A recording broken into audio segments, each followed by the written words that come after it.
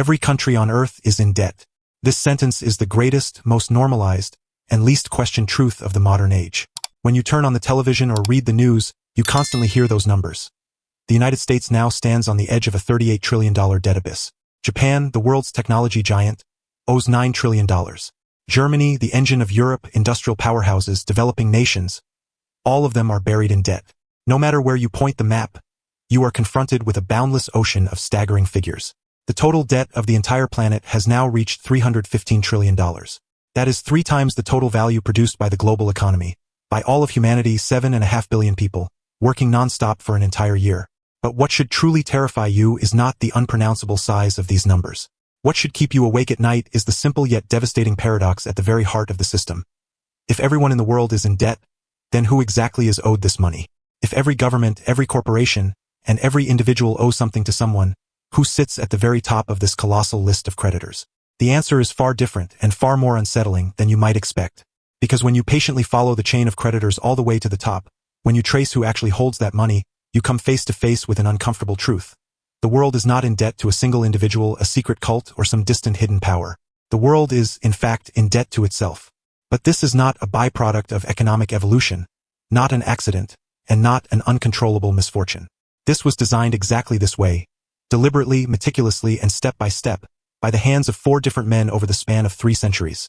For banker figures who inscribed their names into the dusty pages of history under different roles. They built a system in which debt could never be fully repaid, in which governments would be forced to borrow forever just to survive, and in which the interest earned through the sweat of the people would flow endlessly like a river from the lowest layers of society to a small handful of names at the very top.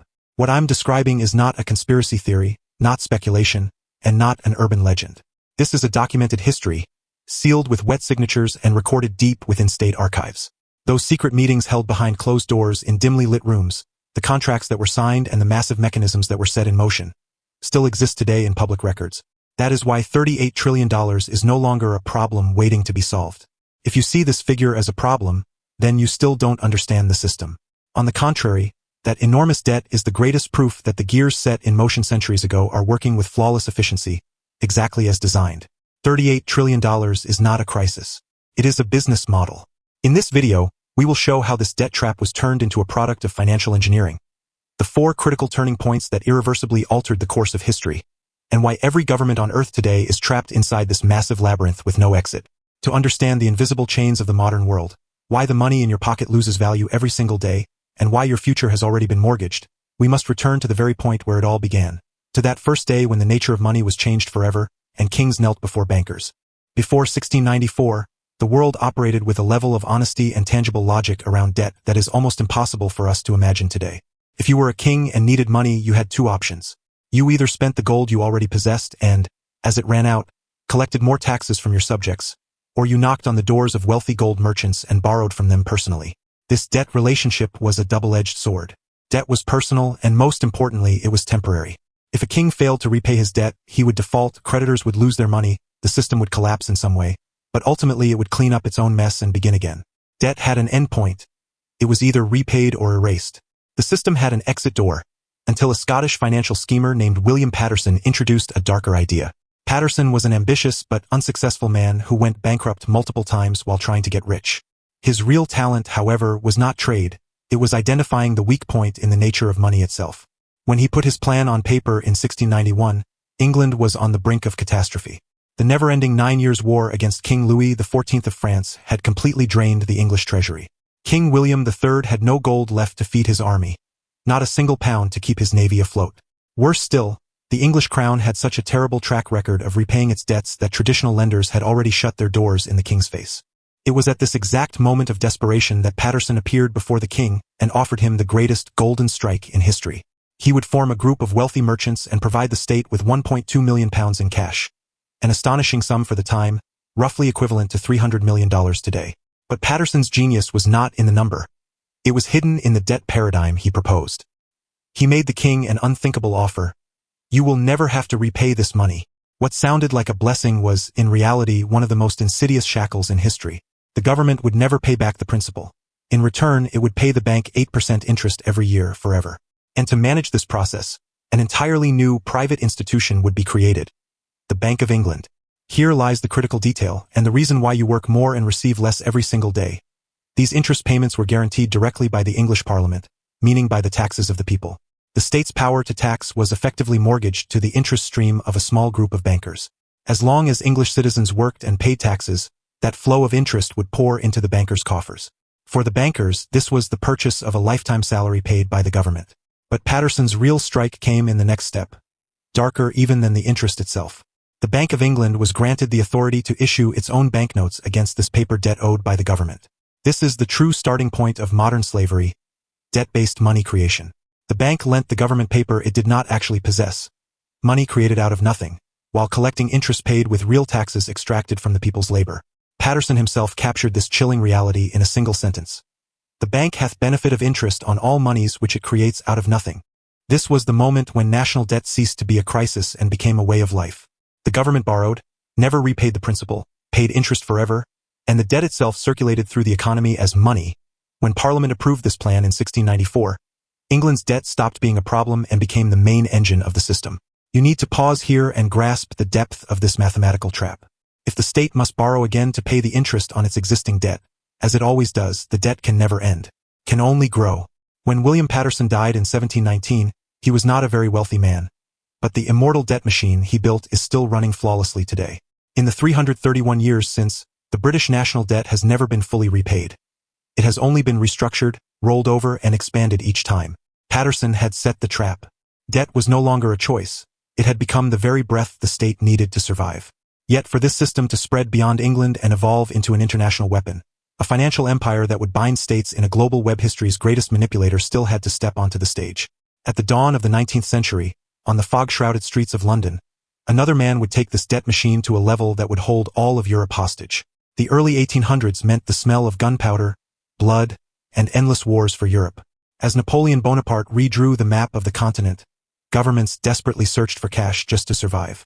The model Paterson had created in 1694 had already seeped into the very cells of every royal court, yet the debt market was still fragmented and sluggish. Each loan required separate negotiations with bankers, and interest rates varied arbitrarily from country to country. Debt existed, but it had not yet become a global weapon capable of bringing the world to its knees. The man who ended this chaos and industrialized debt like a manufactured product was Nathan Rothschild. The Rothschild family had risen from the dark, narrow Jewish ghettos of Frankfurt to build a vast financial empire that spanned Europe's 5 strategic capitals: London, Paris, Frankfurt, Vienna, and Naples, like a tightly woven web. 5 brothers, 5 cities, 1 purpose. This network was so powerful that Nathan's courier system and carrier pigeons delivered information faster than the official messengers of kings. Nathan was positioned at the heart of London, and his true revolution was transforming government debt into a product called bonds, something anyone could buy and sell on the stock exchange. Nathan's genius was this. Instead of lending directly to governments, he bought large quantities of government bonds at deep discounts, then distributed these debt instruments at higher prices through the vast investor network he had built. This was the exact birth of today's bond market and modern investment banking. The state received the cash it desperately needed immediately, and Rothschild pocketed the difference as commission. But the truly terrifying part was this. By anonymizing ownership of debt, Rothschild made it untouchable. When a government borrowed, its creditor was no longer a single individual, it was the market itself. The greatest and most insidious financial strike in history came in 1815, during the tense hours of the Battle of Waterloo. On June 18th, all of Europe's future was locked into that clash between Napoleon and Wellington. If Britain won, bonds would soar. If it lost, they would be worthless. Thanks to his legendary courier network, Nathan received news of Napoleon's defeat a full day before official channels. The moment he entered the London Stock Exchange, a meticulously scripted theater began. With an expression of deep sorrow, and in full view of everyone, he began panic selling all his British bonds. Other investors were terrified. If Nathan is selling, Britain has lost. The whisper spread like wildfire. Panic hit the market, prices collapsed, and as everyone dumped their papers for next to nothing, Nathan, through agents hidden in the shadows, bought everything. Every single bond. When news of victory arrived the next day, Nathan Rothschild was no longer just the richest man in the world. He was the largest and most powerful creditor of the British government. This was the moment the debt trap evolved. By making debt international and transferable, Rothschild turned default, the refusal to pay, into something almost impossible. A British bond could now be collateral for a French bank, which in turn backed a loan to an Austrian aristocrat. If a government said, "We won't pay," it was no longer defying a single bank. It was detonating the entire international financial system. Debt was no longer a burden on governments. It was a shackle that destroyed their freedom of movement. By the mid-1800s, Nathan Rothschild and his family were wealthier than kings. And there was only one source of that fortune: the interest on never-ending government debt. They produced nothing, laid not a single brick. They simply bound governments to themselves through interest. Patterson had built the engine of debt. Rothschild turned that engine into a spiderweb that enveloped the entire world. Yet this immense power was still in the hands of individuals of a single family. For the system to become truly immortal, to cloak itself in official armor, this power had to be transferred to an institution hidden at the very heart of the state, an entity that appeared public but was, in essence, controlled by bankers. At the dawn of the 20th century, on the other side of the ocean, J.P. Morgan would connect the debt machine to that infinity engine that no one could ever stop. By the early 1900s, the United States had become the world's new rising star. Massive factories were being built, railroads stretched from coast to coast, and empires of oil and steel were taking shape. Yet the financial system of this economic giant was still trapped in the clumsy framework of the 18th century. The money supply was directly tied to gold, banks operated independently of one another, and most importantly, there was no central mechanism to control the system, to turn the tap on or off in times of crisis. For J.P. Morgan, the most powerful banker of the era, this lack of control was unacceptable. Morgan did not merely want to manage the system. He wanted to transform it into an eternal machine that would run flawlessly in the banker's favor. The great financial panic of 1907 gave Morgan the opportunity he had been waiting for. Stock markets collapsed, the public stormed bank doors, and the economy ground to a halt. The government was helpless. Using his personal authority, J.P. Morgan summoned New York's most powerful bankers to the library of his private mansion. He locked the doors behind them and issued a blunt command: "You will not leave this room until you put the money on the table to save these banks." That day, Morgan was celebrated as the man who saved the system. But behind closed doors, he reached a darker conclusion. Debt and money management were far too critical to be left to the heroics of a single individual. The system needed to be stripped of personalities and encased in an official-looking fortress. There was, however, one seemingly insurmountable obstacle.